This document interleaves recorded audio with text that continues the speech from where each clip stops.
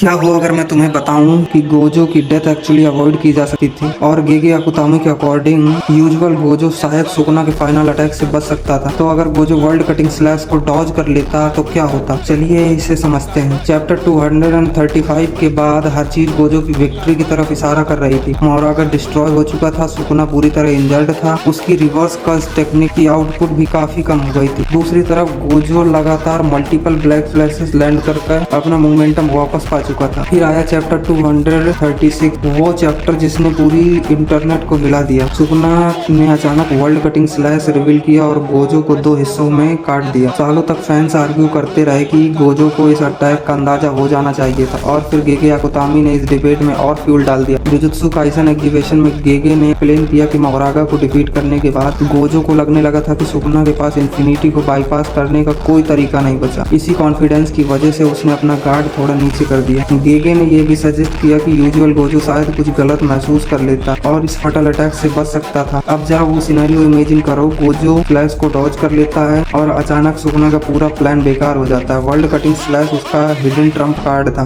एक बार रिवील होने के बाद गोजो को एग्जैक्टली पता था कि अब उसे किस चीज से बचना है। और याद रखो, इस पॉइंट पर सुकुना ऑलरेडी अपनी लिमिट तक हो चुका था। मोरागा डिस्ट्रॉय हो गया था, कोई भी सरप्राइज फैक्टर नहीं बचा था, एक बुरी तरह डैमेज बॉडी थी और सामने अब भी खड़ा था सातोरो गोजो। सुकुना चाहे अपनी असली हेयरनेरा फॉर्म में ट्रांसफॉर्म कर लेता, लेकिन अब उसका सामना उस गोजो से होता जो वर्ल्ड कटिंग स्लैश को समझ चुका था और ब्लैक फ्लैश की वजह से अपना कॉन्फिडेंस भी वापस पा चुका था। यहीं से बैटल कंप्लीटली अनप्रेडिक्टेबल बन जाती है। क्या गोजो आखिरकार किंग ऑफ कर्सेस को हरा देता या फिर सुकुना का असली फॉर्म साबित करता कि उससे हिपी का स्ट्रॉन्गेस्ट क्यों कहा जाता है।